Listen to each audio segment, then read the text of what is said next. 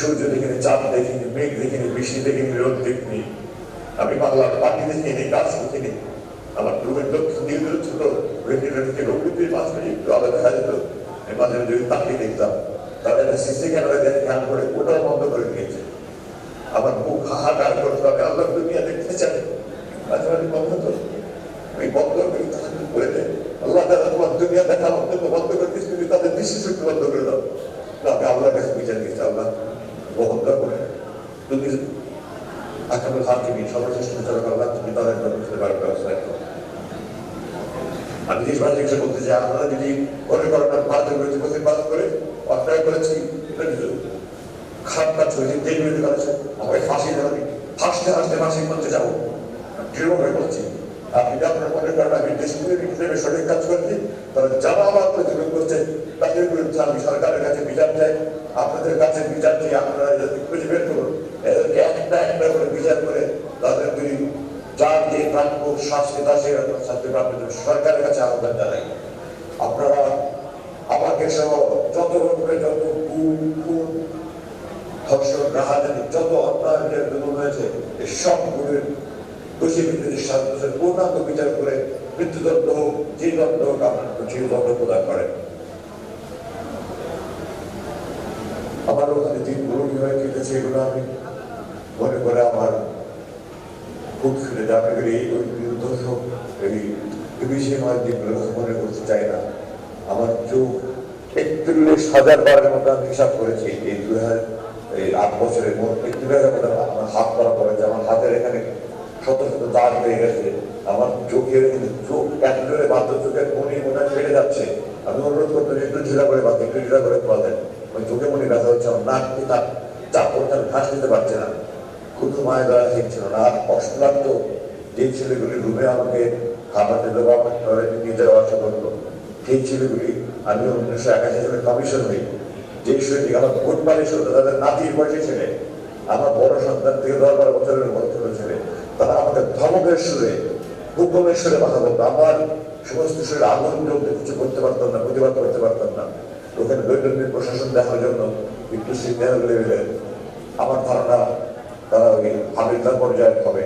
আমি তাদের কাছে বারবার অনুরোধ করেছি, দু একজন ছিল, একটু সহযোগী ছিল, দু একজন ছিল, তারাও আমার সাথে চরম দুর্ব্যবহার করেছে। এক পর্যায়ে এমন হলো যে একটা ছেলে বারবার দুর্ব্যবহার করছে, আমি তাকে বারবার পরিবর্তন করার হবে, তাকে পরিবর্তন করছে না। আমি দুর্ভাগ্যকে বললাম যে আমি যদি আপনারা যদি এটা পরিবর্তন না করেন, তাহলে আমার খাবার সময় যদি তার বিরুদ্ধে আমি খাদ্য বর্জন করবো। আমার হুমকি দিল, আপনি যদি খাদ্য বর্জন করেন তাহলে প্রতিবেলা খাবার সময় আমি তাকে নিয়ে, এবং সে সেটা বাস্তবায়ন করেছে। আমি 2 দিন শুধু মুড়ি বানিয়ে খেতে গেছি, কারণ যখনই আমার নাস্তার সময় তাকে নিয়ে দিলেন, যখন আমার দুপুরে খাবার সময় তাকে নিয়ে দিলেন, যখন আমার রাতের খাবার সময় তাকে নিয়ে দিলেন। ডাক্তার কিছুদিন এটা গত বছর শেষ দিকে কথা বলছি, আমার মাথায় একটু আগে বেশি হয়ে যাবে, খাবার করবেন আমাকে। তো ডাক্তার কথা জানুয়ারি মাসের 19-20 তারিখের দিকে আমাকে দেখতে আসতো। প্রথম দিকে বেড়েছে 1 মাস পর পর দেখতে আসতো, এরপরে বছরখানেক পর 2 মাস পর পর দেখতে আসতো, বছর 3 পর থেকে 3 মাস পর পর দেখতে আসতো, শেষ পর্যন্ত 3 মাস পর পর দেখতে আসতো। গত জানুয়ারি মাস রাত্রে 19-20 তারিখে আমার দেখতে আসলেন, আমার বললেন আপনি কেমন আছেন? আর বললাম তো ডাক্তার, বললাম ডাক্তার সাহেব আপনাকে হাত বিরোধ করে বলছি, আমার শারীরিক চিকিৎসা দরকার নেই, আপনি আমাকে মানুষের এটা থেকে রক্ষা করে সহ্য করতে হবে না। এইটাই যারা আমার বুক পালিশ করছে, তাদের নাতির বয়সী ছেলেরা আমার সাথে যে ব্যবহার করে, আমার বাবা মা, আমার বড় বোন, আমার বোন নেই, আমার 6 ভাই, বড় 3 ভাই, আমার চাচা চাচি, বাবা মেয়ে, খালা খালি, আমার 35 জন। এই 35 জন মিলে সারা জীবনে আমার সাথে দুর্ব্যবহার করেনি। একটা ছেলে শুধু কয়েক মাস আমাদের দুর্ব্যবহার করেছে। আমি সেনাবাহিনীর চাকরি তো সিনিয়র ইংরেজি বলা যাওয়া দেওয়া যে কোনো বাহিনীতে হয়ে থাকে। আমার 35 বছর সেনাবাহিনী চাকরি দিতে আমার সিনিয়র আমাকে এত বকাঝকা করেনি, একটা ছেলে আমাকে এত দুর্ব্যবহার করছে। আমি সুপারভাইজারকে বারবার বলেছি, আপনি তাকে পরিবর্তন করেনি। আমি ডাক্তার সাহেবকে সব বললাম, আমি তাকে এখন বলেছি যে আমি খাদ্য বর্জন করবো, সে বলছে আমি তাকে বারবার নিয়মিত করবো, এবং সে হুমকি বাস্তবায়ন করেছে। তারপরে ডাক্তার সাহেব দয়া বড় বয়সে করতে সুপারভাইজার পাল্টে দিয়েছে। তো আমার এই কষ্ট আমি আপনাদের কথায় প্রকাশ করতে পারি, এটা প্রকাশের কোনো ভাষা নেই। যারা এই সুপারভাইজারের বয়সী ছেলেরা, তাদের জন্মের আগে তাদের মতো আমি তাদেরকে একদিকে বলেছিলাম একদিন যে সুপারভাইজার সাহেব আপনার জন্মের আগে আমি আপনার মতো রোগ ছড়িয়ে ফেলেছি, আমার চোখে ইশারা দ্বারা গোলের মতো কাজ করেছে। আজকে আপনার সব দুর্ব্যবহার করছেন, তারপরে দুর্ব্যবহার করছেন, দুর্ব্যবহার না, তারপরে চোখ আরো বিশ্বাস করে বাধা শুরু করেছে। আর প্রথম আগে প্রথম নামাজের সময় বলতেন, নামাজের সময় বলেন, আমি বললাম আপনাকে মুসলমানের ছেলে নাকি, ওকে নামাজের সময় বলেন, তাহাজ করে বসে আছে, ফলের নামাজ পড়বে, নামাজের সময় বলে না।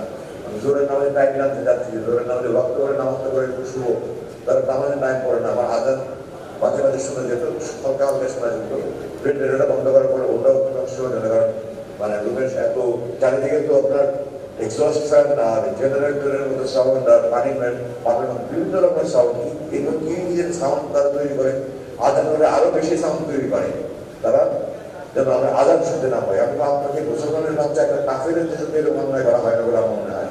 ভারতের মতো দেশ, সে দেশেও তো আজান শোনা যাচ্ছে, মাঝে কারবার আমি বিভিন্ন দেশে দেখে আসছি আজান শোনা যাচ্ছে, আর আপনারা আমাকে আজান শুনতে দেবেন, আপনার কি কি মনে হচ্ছে? আপনাকে আল্লাহর ভয় নাই, আঘাতের ভয় নাই, জাহান্নামের ভয় নাই? আমরা নামাজ পড়ি করে আপনাদের এগুলো অন্তরের কথা নয়, বলে আপনাদের মুখের কথা। আমি তাদেরকে এইভাবে বলেছি, আমি বহুবার বলেছি, 5 বার আমি নিজের ভাবে দিয়েছি। আপনারা শেষবার আমাকে বললো যে আমরা 7ই ডিসেম্বর যেন আমার কথা বললো, ভারতীয় বিধান সত্যাগ্রহ ব্যবহার করে বললো আমরা আপনার বিরুদ্ধে কিছু তদন্ত করছি, তদন্ত চলাকালীন আপনার থাকতে হবে। তাদের কথাতেই এবং সুরে এবং স্বরে আনন্দ হয়ে তারা আপনি সহজে ছাড়বে না। আপনি বললাম তদন্ত কিসের? আপনারা জানেন এখন বিভিন্ন তদন্ত কমিটি হচ্ছে, একটা ঘটনা ঘটে, ওটা সত্যতা যাচাইয়ের জন্য দোষী ব্যক্তিদের জন্য তদন্ত হয়।